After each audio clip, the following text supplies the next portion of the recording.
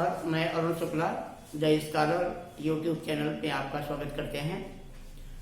तो हिंदी में आज हमारा जो प्रसंग रहेगा, जो बिंदु रहेगा, वो शब्द भेद रहेगा। इससे पहले के वीडियो में हमने आपको वर्णमाला के संबंध में जानकारी दी, स्वर क्या है, व्यंजन क्या है। अब वर्ण भेद का जो अगला पोर्शन चलता है, ध्यान रखिएगा, व्याकरण के 3 ही भाग हैं। जो अगला भाग चलता है उसे शब्द भेद कहा जाता है। शब्द भेद। तो सबसे पहले अगर हम इस पर चर्चा करें, अगर हम शब्द भेद के बारे में चर्चा करें, ध्यान दीजिएगा, शब्द के निर्माण की जो प्रक्रियाएं हैं वो 4 हैं। यानी 4 प्रकार से शब्दों का निर्माण होता है। शब्द निर्माण करने के लिए सबसे पहले क्या करते हैं? संधि, समास, प्रत्यय, उपसर्ग। जब हम वर्णों के माध्यम से शब्द का निर्माण करते हैं तो उसके 4 तरीके हैं, 4 प्रकार हैं।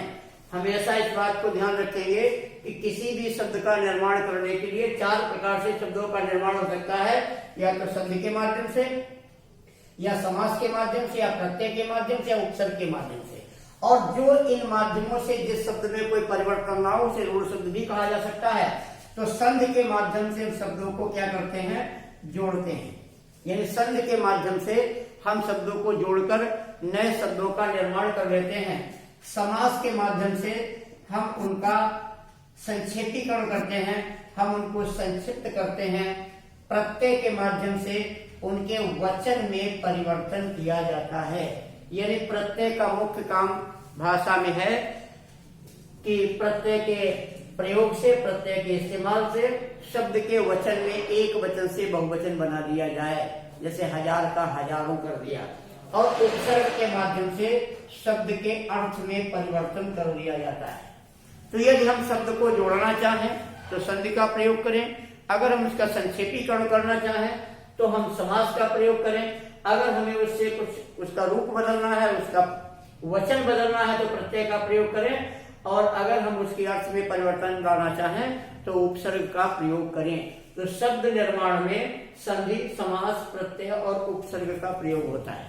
तो इन 4 में से आज हम पहले बिंदु को उठाते हैं और जिसका नाम है संधि। तो आज हम चर्चा संधि पर करेंगे। ध्यान रखेंगे, संधि हिंदी का एक ऐसा बिंदु है, एक ऐसा पाठ है कि यदि हमें संधि की जानकारी हो गई तो हमें बहुत सी हिंदी आ गई। अगर हम संधि की जानकारी नहीं रख पाए तो हम उसमें जानकारी प्राप्त नहीं कर सकते। संधि के माध्यम से हम समास समझ लेते हैं, संधि के माध्यम से पर्यायवाची समझ लेते हैं। और संधि का जो सबसे महत्वपूर्ण रोल है, या यूं समझे कि संधियां हिंदी में क्यों आई, तो संधि के माध्यम से हम शब्द की वर्तनी पता कर लेते हैं। संधि युक्त शब्द ही तत्सम शब्द हैं, और जिन शब्दों की संधियां नहीं हो सकती हैं उन्हें तद्भव कहा जाता है, अर्थात वो अशुद्ध शब्द माने जाते हैं। तो संधि में, संधि की अगर परिभाषित करना चाहें, संधि की परिभाषा देना चाहें तो संधि का मतलब होता है 2 वर्णों के मेल से जो विकार उत्पन्न होता है, जो परिवर्तन उत्पन्न होता है, जो नए वर्ण का, नए शब्द का जो निर्माण होता है, उसे संधि कहा जाता है। तो ध्यान रखेंगे, संधि में 2 शब्द होने बहुत जरूरी हैं। संधि में 2 शब्द होने बहुत जरूरी हैं। एक पहला शब्द होगा, एक दूसरा शब्द होगा। जैसा कि आपने पढ़ा होगा या जानते होंगे, अगर कोई शब्द है तो उसका कोई अर्थ अवश्य होगा। यदि कोई उसका अर्थ नहीं है तो उसे शब्द की श्रेणी में भी नहीं लाया जा सकता। शब्द का मतलब है उसका अर्थ होना बहुत जरूरी है। तो पहले शब्द का अंतिम अक्षर और दूसरे शब्द का प्रथम अक्षर मिलकर के किसी नए वर्ण का निर्माण करते हैं। यही संधि का काम है। संधि का काम का मतलब जोड़ना है, और किस तरीके से जोड़ा जाएगा संधि के नियमों पर निर्भर करता है। अब संधि के भेद हैं। संधि के अगर हम भेद की बात करें तो संधि के भेद 3 होते हैं। संधि के 3 भेद हैं: स्वर संधि, व्यंजन संधि और विसर्ग संधि। यानी स्वर, व्यंजन और विसर्ग संधि। संधि के तीन भेद माने जाते हैं, स्वर संधि, व्यंजन संधि और विसर्ग संधि। इन स्वर व्यंजन विसर्ग का अगर पहचानना हो तो इनको पहचानने का जो सबसे सटीक और सबसे अच्छा फार्मूला है कि पहले शब्द से इनकी पहचान होती है।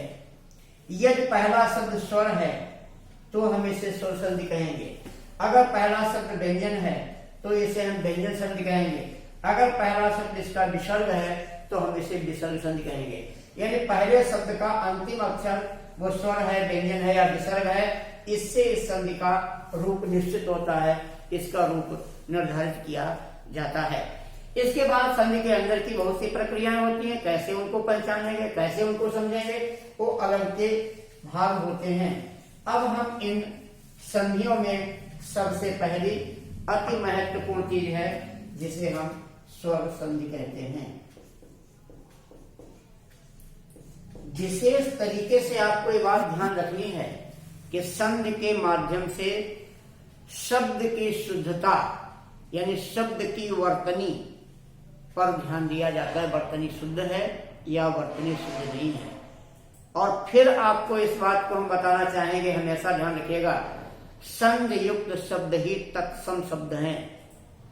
जिन शब्दों की संधियां नहीं हैं उन्हें तत्सम शब्द को पहचानना कठिन होता है। जिनकी हमने संधि कर ली वही शब्द तत्सम शब्द हैं। अक्सर परीक्षाओं में आता है इसमें कौन सा विकल्प शुद्ध होगा, किस विकल्प की वर्तनी सही होगी। तो ऐसे शुद्ध और सही वर्तनी के ध्यान रखने के लिए ये जरूरी है, अगर हम संधि का ज्ञान हमको है, हम संधि को शब्द की संधि करके देख लेते हैं, यदि उसकी संधि हो जाती है तो उसे हम शुद्ध शब्द मानते हैं। स्वर संधि के 5 भेद है।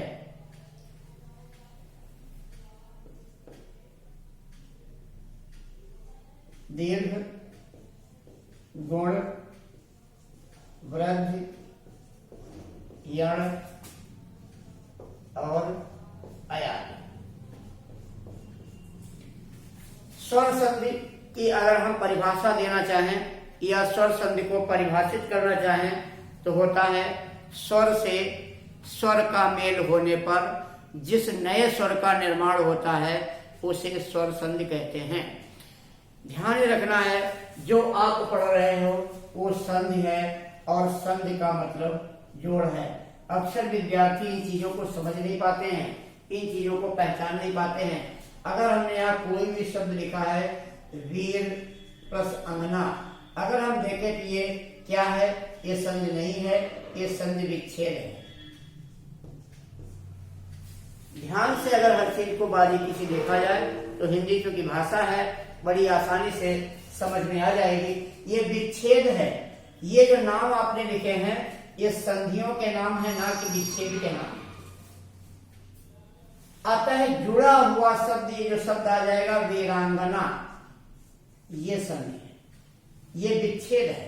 अब वीरांगना हमने क्या देखा कि छोटा छोटा मिलकर के बड़ा आ बना था, आता है ये दीर्घ संधि है। तो ध्यान क्या रखना है कि दीर्घ संधि में 2 स्वर मिलकर दीर्घ का मतलब बड़ा होता है। एक बड़े स्वर का निर्माण करेंगे, वृद्धि का मतलब बड़ा होता है। एक बड़े स्वर का निर्माण करेंगे, गुण और यण से छोटे स्वर का निर्माण होगा। ध्यान रखेंगे 2 स्वर मिलकर के वो चाहे आपस में छोटे हों या बड़े हों, जो नया स्वर बनेगा वो बड़ा होगा। यहाँ पर जो नया स्वर बनेगा वो बड़ा होगा। यदि 2 स्वरों के मेल से नया स्वर बड़ा हो रहा है तो जाहिर सी बात या तो वो दीर्घ संधि होगी या तो वो वृद्धि संधि होगी। अब दीर्घ और वृद्धि को कैसे पहचानेंगे ये अभी इसके प्रसंग में आ जाएगा। लेकिन यहाँ पर हम देखते हैं अगर 2 स्वरों के मेल से, अगर छोटा छोटा के मेल से यहाँ बड़ा का निर्माण हो रहा है तो इसका यह मतलब है या तो दीर्घ संधि होगी या तो वृद्धि संधि होगी। यानी 5 स्वर संधियों में ये तो क्लियर हो गया कि इन 2 में से कोई एक हो सकती है। अब इन 2 में एक कौन होगी, जब हम इन संधियों का विश्लेषण करेंगे तो आपकी समझ में आ जाएगा। गुण और यण संधि के यानी 2 जब स्वर 2 आपस में स्वर मिले और छोटा छोटे स्वर का निर्माण करें तो इसका मतलब या तो गुण संधि होगी या यण संधि। अगर हमने यहाँ पे लिखा है रमा प्लस ईस, यहाँ पर हमने बड़ा आ मिलाया, यहाँ पर बड़ी मिलाई, लेकिन बन रहा है ए ना कि ए, यानी छोटा स्वर बन रहा है, बड़ा स्वर नहीं बन रहा है। इसका मतलब है छोटा स्वर बना है या ये गुण संधि होगी या ऋण संधि होगी। अब ये गुण है या यण है, इसका पता जब हम इस संधि का विश्लेषण करेंगे तो होगा। और सबसे अति महत्वपूर्ण बात है जो आमतौर से बाजार में मिलने वाली पुस्तकों में प्राप्त नहीं होता, बताया नहीं जाता या उसकी आवश्यकता नहीं समझी जाती, लेकिन जरूरत है। हमें किसी भी भाषा का, किसी भी विषय का ज्ञान प्राप्त करना है, उस विषय में पास होना, फेल होना, सफल होना, असफल होना, ये अलग की बातें हैं। अगर हम असफल हैं तो इसका ये मतलब नहीं हमें विषय का ज्ञान नहीं है, क्योंकि सफलता असफलता कई चीजों पर निर्भर करती है। लेकिन ज्ञान होना चाहिए। अयाज संधि हिंदी में नहीं मानी जाती, यानी अयाज संधि हिंदी में नहीं होती है, वो सिर्फ संस्कृत में होती है, हिंदी में अयाज संधि नहीं होती। लेकिन इससे प्रश्न आएंगे, इससे पूछा जाता है, इसको पढ़ा जाएगा। क्योंकि अयाज संधि के अंदर जो भी शब्द आते हैं, नयन, ने प्लस अन, ये रूढ़ शब्द है और रूढ़ शब्द का विच्छेद नहीं किया जाता। ये बताया जाता है कि यदि कोई रूढ़ शब्द है, यदि कोई रूढ़ शब्द है तो उसके टुकड़े नहीं होंगे, अगर टुकड़े करोगे उनका अर्थ हट जाएगा। न ने का कोई अर्थ है, न अन का कोई अर्थ है, तो इस संधि के नियम का उल्लंघन करती है। ऐसे सारे शब्द इसमें बनते हैं। तो अब हम इसमें से एक एक संधि के बारे में आपको बताना चाहेंगे। दीर्घ स्वर संधि की अगर चर्चा की जाए, क्या होता है दीर्घ स्वर संधि और कैसे हम पहचानेंगे दीर्घ स्वर संधि को। तो चूंकि नाम जैसा है दीर्घ अर्थात स्वर इससे बड़े होंगे, तो इसकी परिभाषा होती है कि हर्ष या दीर्घ, यानी हिंदी में वैसे संस्कृत में स्वर 3 प्रकार के होते हैं। हर्ष स्वर होता है, दीर्घ स्वर होता है और प्लुत स्वर होता है। हिंदी में दीर्घ और हर्ष 2 ही माने जाते हैं। हिंदी में प्लुत स्वर को गौड़ स्वर की श्रेणी दी जाती है, क्योंकि प्लुत स्वर हिंदी में नहीं माना जाता। यानी हमारे यहाँ या तो छोटा है या बड़ा है, बड़ा से बड़ा कुछ होता नहीं है। तो इस प्रकार से हर्ष या दीर्घ, इसका परिभाषा होता है हर्ष या दीर्घ यानी छोटा या बड़ा।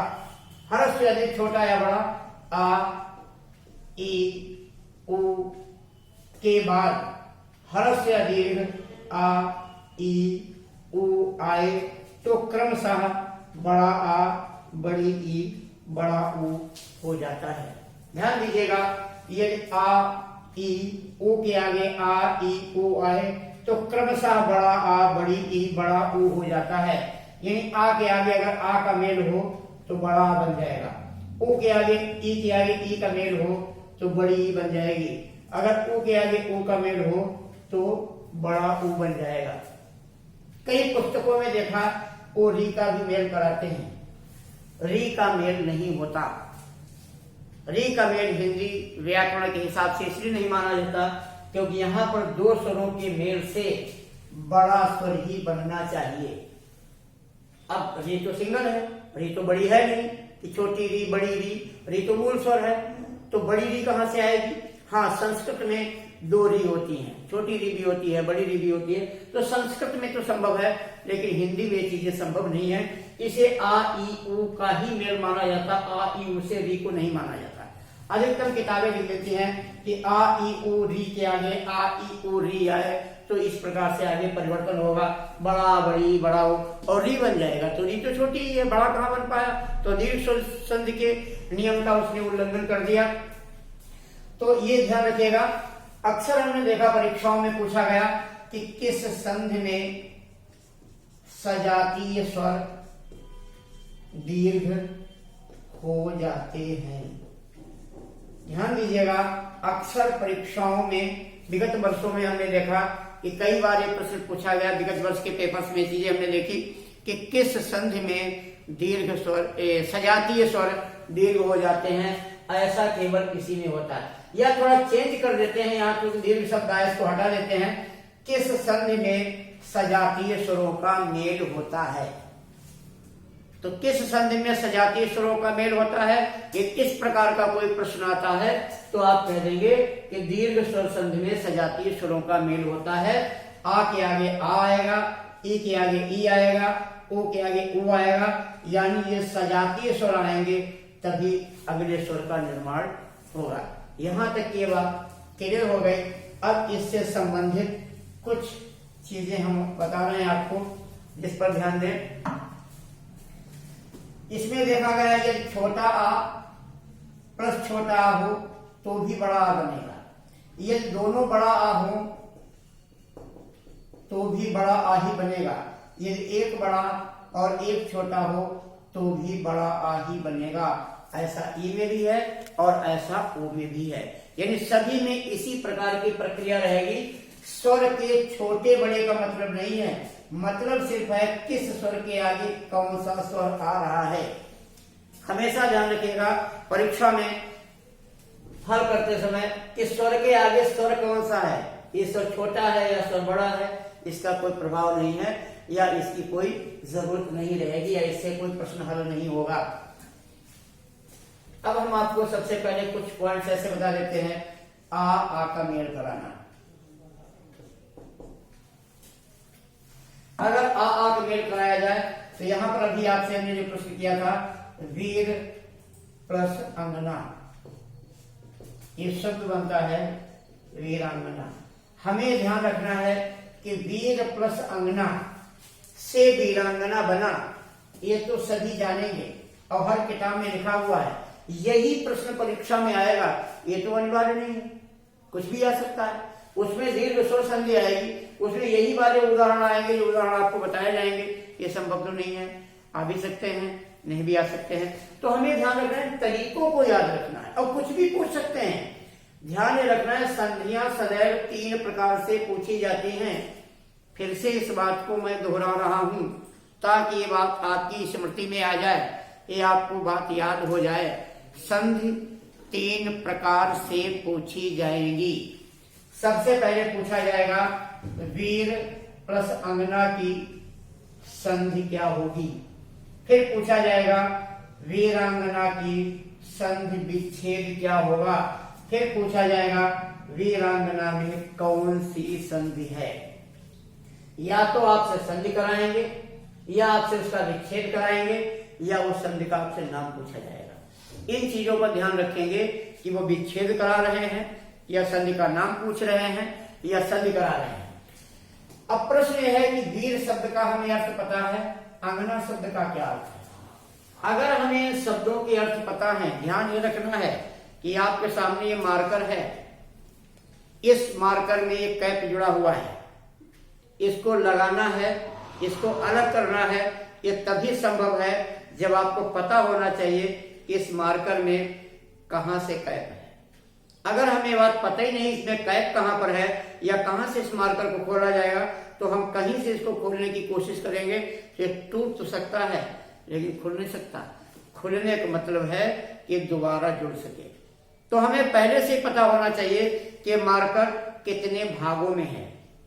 अगर हम इसके भाग पता है, इसके अलग अलग पार्ट्स पता है, इसके पुर्जे पता है, तो हम उनको वहां से अलग कर सकते हैं और पुनः उनको जोड़ सकते हैं, उनका एकीकरण कर सकते हैं और उनका हम विच्छेदन कर सकते हैं, उनको अलग अलग कर सकते हैं।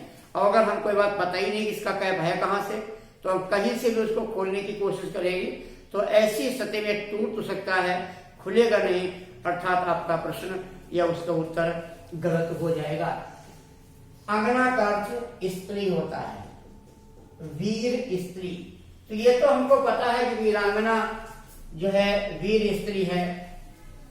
किसी वीर महिला को वीरांगना कहा जाता है, लक्ष्मीबाई जी को वीरांगना कहा जाता है। लेकिन अगर हमने अलग कर दिया वीर, तो वीर का अर्थ पता है लेकिन अंगना नहीं पता। क्यों नहीं पता अंगना का अर्थ? जब वीरांगना का अर्थ पता है वीर महिला होती है, तो अगर हमने दो को अलग अलग कर दिया, अगर हमको ये पता है कि मार्कर है और हमने अलग कर दिया, हमको ये क्यों नहीं पता है कि इसका कैप है और इसका मूल बिंदु है, ये भी हमको पता होना चाहिए। तो इस प्रकार से हम संधि विच्छेद करते समय उनके अर्थों पर भी ध्यान रखें। यदि किसी शब्द का अर्थ ना बना तो इसका मतलब वो शब्द भी नहीं है, और अगर वो शब्द नहीं है तो ना ही उसकी संधि और ना वो संधि के नियम का पालन कर रहा है। कुछ और शब्द हम आपको बता देते हैं। देशांतर का हो जाएगा देश प्लस अंतर। संधि के साथ ही समास, उपसर्ग और प्रत्यय भी बन जाते हैं। संधि के साथ ही हमें पता चल जाता है पर्यायवाची का, संधि के साथ पता चल जाता है कि किसका पर्याय बनेगा।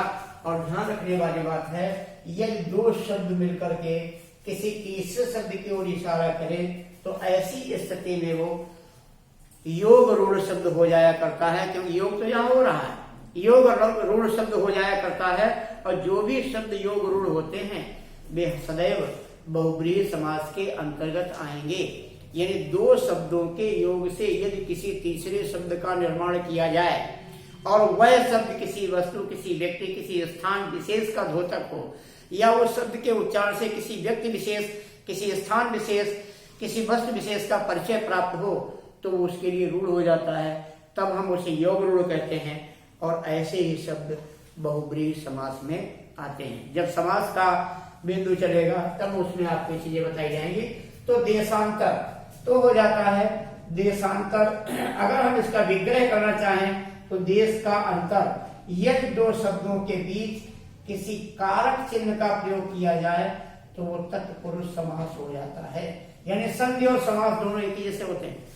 तो यहां पर तत्पुरुष समास भी है, संधि का पोषण चल ही रहा। इसी प्रकार से चरणामृत, चरण प्लस अमृत हो जाएगा। पंचामृत, 5 प्लस अमृत हो जाएगा।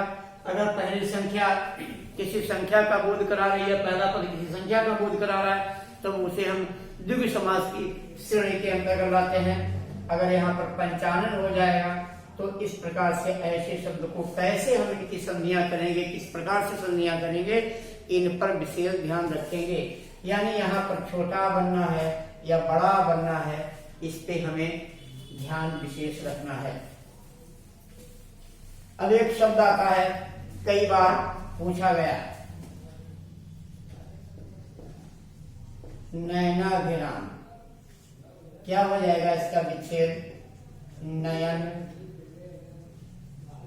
प्लस अभिराम। कई बार दो प्रश्नों को आपस में जोड़ के पूछ दिया जा सकता है। नयनाभिराम एक ऐसा शब्द है जिसमें एक साथ दो संधियां मौजूद हैं। अगर आपके पास 4 विकल्प दिए गए और ये कह दिया गया कौन सा ऐसा विकल्प है जिसमें दो संधियां एक साथ हैं, तो देखें यहाँ पर एक शब्द नयन जिसमें ने प्लस अन है, और एक तो नयनाभिराम है, नयन प्लस अभिराम है। तो यहाँ पर दीर्घ स्वर संधि भी है और यहाँ पर अयादि संधि भी है। यानी इस नयनाभिराम शब्द में अयादि संधि भी है और इस नयनाभिराम शब्द में दीर्घ स्वर संधि है। नयन अच्छा लगना, आंखों को अच्छा लगना। कभी हम किसी पर्वतीय क्षेत्र का, किसी वन्य प्रदेश का या किसी भी वायु रिजर्व का जब देखने जाते हैं, भ्रमण पर जाते हैं, कि समुद्री क्षेत्र का भ्रमण करने जाते हैं, तो वहां के दृश्य हमको बड़े अच्छे लगते हैं, तो हम कहते हैं यहाँ का दृश्य बड़ा ही नयनाभिराम दृश्य है, यानी सुंदर दृश्य है। आता है यहाँ पर अंडाकार। तो कई बार यहाँ पर विद्यार्थी लिख देते हैं अंडा प्लस आकार, जब क्या बनेगा? अंड प्लस आकार। ध्यान रखेंगे अंडा शब्द नहीं होगा। अगर अंडा शब्द कर दिया तो उत्तर आपका सही नहीं रहेगा। इसी प्रकार से आता है ब्रह्मांड। अगर शब्द आया तो यहाँ पर भी ब्रह्म होगा, ना कि ब्रह्मा होगा, प्लस अंड। ब्रह्मा शब्द नहीं, ब्रह्म शब्द होगा। तो अंडाकार या ब्रह्मांड का किस प्रकार से संधि विच्छेद करेंगे? बहुत से अनगिनत उदाहरण हो सकते हैं, अनगिनत शब्द हो सकते हैं। सभी शब्दों पर चर्चा कर पाना संभव नहीं हो सकता है। हाँ, उनके तरीके को बता पाना अवश्य संभव होता है। अब हम देखते हैं कि अगर हम यहाँ पर ई को लाएं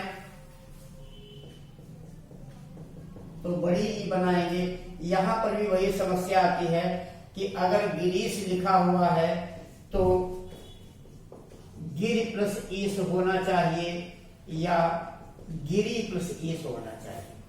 तो ध्यान रखेंगे, हमें शब्द का मीनिंग पता हो। गिर माने पर्वत होता है गिरी मतलब नारियल का बुरादा होता है। यहाँ पर नारियल का बुरादा नहीं बल्कि पर्वत के संदर्भ में जाएगा, तो गिरी होना चाहिए। गिर प्लस ईश। अगर इसी तरीके से शब्द आ जाता है सतीश, तो यहाँ सती नहीं बल्कि सती माता पार्वती जी को कहते हैं और सतीश शंकर जी का पर्यायवाची है। इसी प्रकार से कपीस हो सकता है और बहुत से ऐसे शब्द बन जाते हैं जो यहाँ पर हरीश शब्द हो सकता है, नदीश शब्द हो सकता है। ध्यान आपको सिर्फ रखना है कि ये मात्रा छोटी रहेगी या मात्रा बड़ी रहेगी। इसलिए अवश्य है कि हमें शब्द का ज्ञान जरूर होना चाहिए कि कौन सा शब्द यहाँ पर होगा। अगर इसी प्रकार से हम ऊ की बात करें तो ऊ प्लस ऊ ये बड़ा ऊ हो जाएगा। तो सबसे अहम प्रश्न आता है इसमें, लघु माने छोटी और ऊर्मी माने होता है लहर।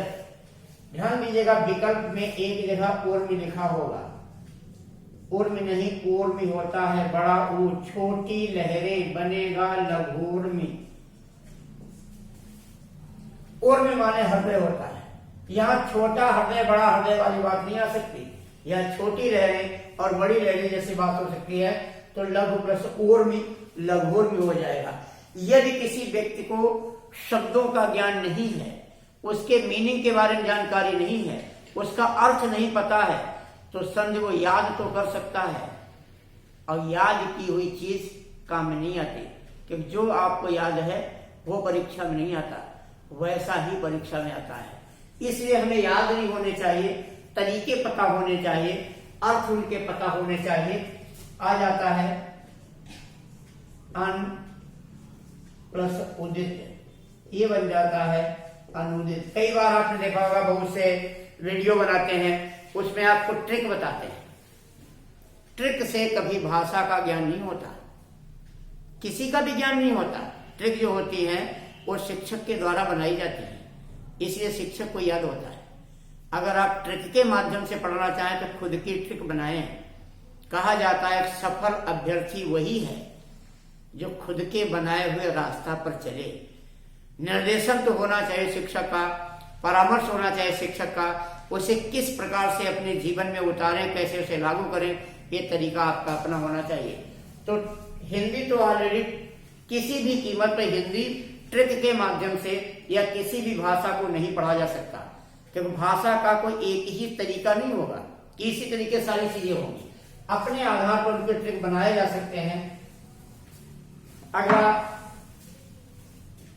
देखते हैं, अब आपका ये हो गया। फिर आता है गुण संधि। गुण संधि में क्या रहेगा? ह्रस्व या दीर्घ आ, यानी छोटा आ या बड़ा आ के आगे ह्रस्व या दीर्घ ई ओ री आए तो क्रमशः ए ओ और हो जाता है। ध्यान दीजिएगा, यहाँ कोई और स्वर था, यहाँ कोई अलग स्वर है। तो इस प्रकार से अगर हम आ के आगे ई लाते हैं तो ए का निर्माण होता है, आ के आगे ऊ लाते हैं तो ओ का निर्माण होता है, आ के आगे री लाते हैं तो अर का निर्माण होता है। ए ओ अर। यहाँ पर भी अगर देखते हैं, अगर हम आ के आगे ई लाए और ए बनाया तो शब्द आता है रमेश। अब मुझे पता होना चाहिए रमेश पर्यायवाची किसका है। रमेश विष्णु भगवान का पर्यायवाची है। किन शब्दों के संयोग से बना है? रमा प्लस ईश। रमा माता लक्ष्मी जी को कहते हैं, लक्ष्मी जी के स्वामी रमेश। ऐसे शब्द आया था राकेश, ये हो जाएगा राका। पूर्णिमा की रात को यानी उजाली रात को राका कहते हैं, तो रात्रि का स्वामी यानी चंद्रमा हो जाएगा। इसी प्रकार से अगर शब्द हो जाएगा सर्वेश तो सर्व प्लस ईश हो जाएगा। सभी के स्वामी ईश्वर को सर्वेश कहते हैं। तो बहुत से ऐसे शब्द यहाँ पर आ जाते हैं। अब मेन शब्द आता है कमलेश में। मुख्य शब्द तो यह है कमलेश में कमला होगा या कमल होगा? कमला होगा। कमला माता लक्ष्मी जी का पर्यायवाची है और कमलेश विष्णु भगवान को कहते हैं।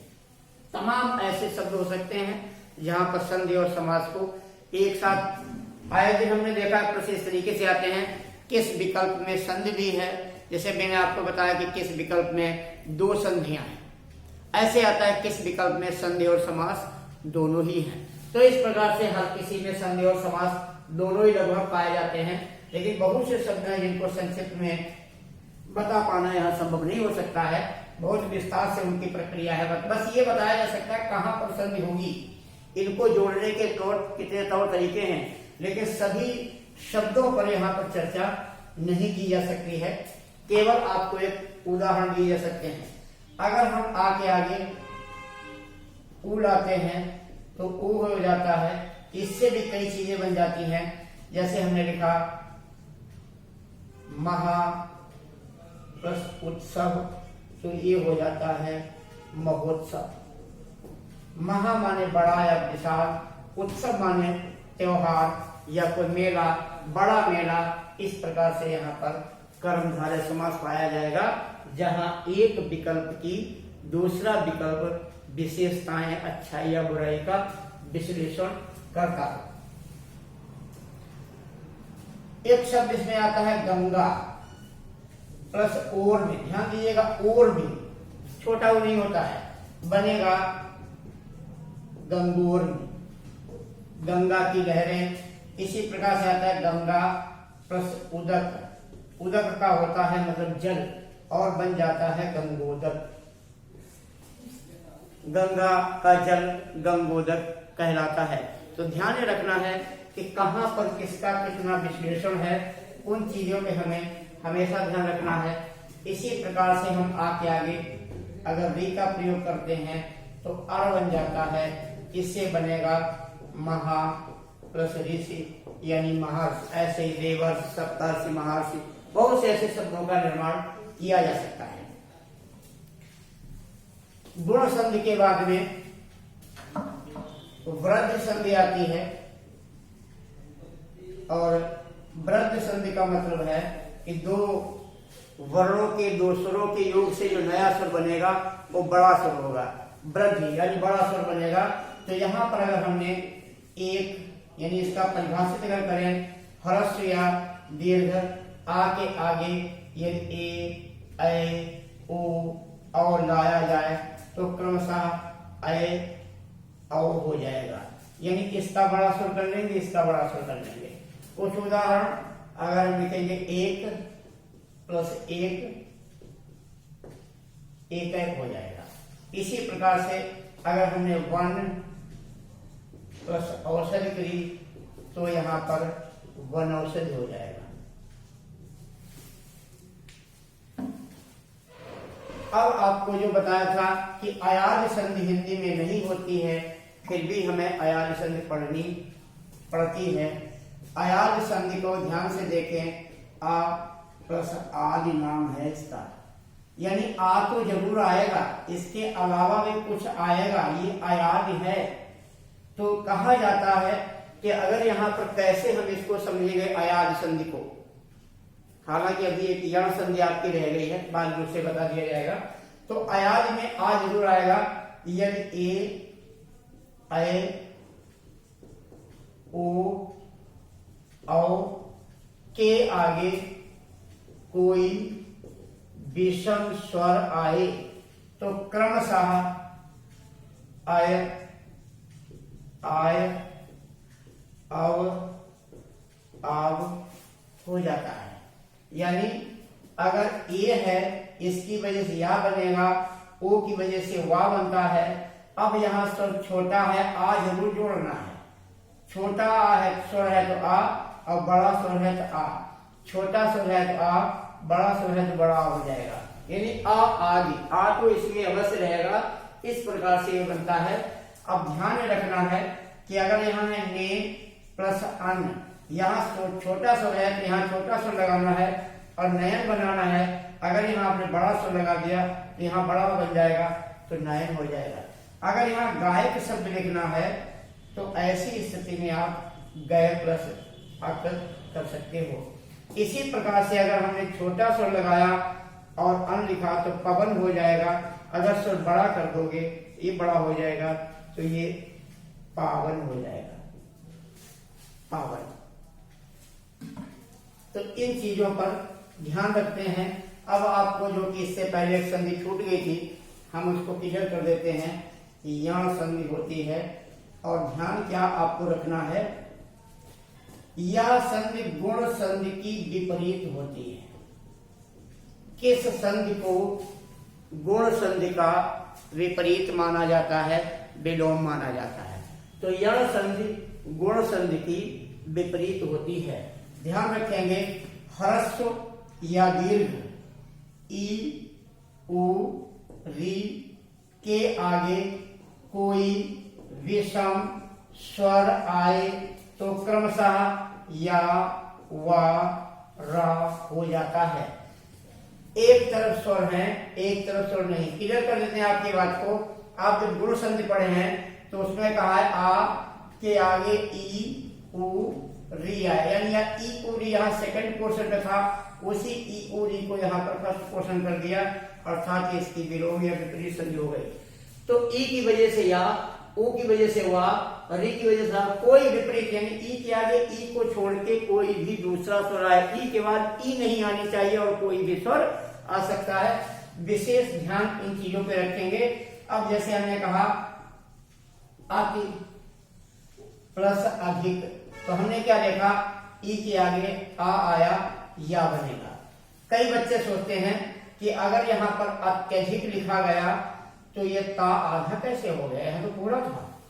तो ध्यान रखेंगे, कोई भी स्वर सदैव आधा ही रहता है, वो व्यंजन। इसके आगे जब कोई स्वर लग जाता है, कोई भी स्वर लग जाए, छोटी लग गया, अभी पूरा बना। तो अगर हम इन स्वर यहां से हटा देंगे तो ऑलरेडी आधा रह जाएगा। इसलिए अत्यधिक शब्द का निर्माण हो जाएगा। ऐसे अगर हम ऊ करते हैं, ऊ के आगे कोई विषम स्वर लाते हैं तो उससे वा बन जाता है। जैसे अगर अन प्लस आया है तो ये अन्वय हो जाएगा। एक बार पूछा गया था कि अनन प्लस आया, अब ये अनन्वय था, तो अनन्वय में अन्न होकर के अनन हो जाएगा।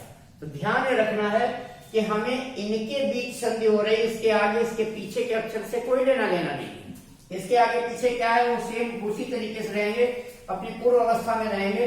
केवल प्रथम शब्द का अंतिम और अंतिम शब्द का प्रथम स्वर के बीच ही आपसी तालमेल होगा, बाकी किसी से कोई मतलब नहीं होगा। मुख्य रूप से पूछे जाते हैं न्यून, व्यूह, व्याध, व्यायाम, व्याघात, इस तरीके के शब्द ज्यादा आते हैं। तो यहां क्या देखते हैं, पहले शब्द आधा है तो नी प्लस ऊन। ध्यान दीजिएगा, बड़ा ऊ है तो बड़ा ऊ है, स्वर पर बड़ा ऊ है तो बड़ा, अगर या छोटा ऊ होता तो छोटा ऊ बन जाता। न्यून ऐसे आ जाएगा, वी प्लस ऊ है, इसी प्रकार से आ जाएगा वी प्लस आदि, इसी प्रकार से वी प्लस आयाम और वी प्लस आघात। क्योंकि संक्षिप्त में बहुत सी चीजों को बता पाना संभव नहीं होता है, केवल एक दिशा निर्देश दिया जाता है, एक जानकारी दी जाती है, या किसी भी चीज को हल करने के कुछ ऐसी चीजें बताई जाती हैं जो अमूमन बाजार की पुस्तकों में उपलब्ध नहीं है, या हम उस तरीके की उतनी स्तरीय किताबों को अगर हम अध्ययन करते हैं, उन किताबों को पढ़ते हैं, तभी हम इन चीजों को बेहतर जान सकते हैं। तो आज के इस वीडियो में हमने आपको बताया कि स्वर संधि क्या है, कैसे हम पहचानेंगे, और लास्ट में फिर हम आपको बता देना चाहेंगे अंत में कि संधि करते समय जो दो शब्द अलग अलग होंगे, इनका अर्थ क्या है, ये जानकारी होना बहुत ही जरूरी है। इस जानकारी के लिए शब्द के अर्थ देखे जाते हैं, शब्द कैसे बनते हैं, इनका क्या अर्थ है, कहाँ पर इनका प्रयोग होता है, उस पर बहुत सी चीजों पर विशेष अमल किया जाता है, तब ये जानकारियां मिलती हैं।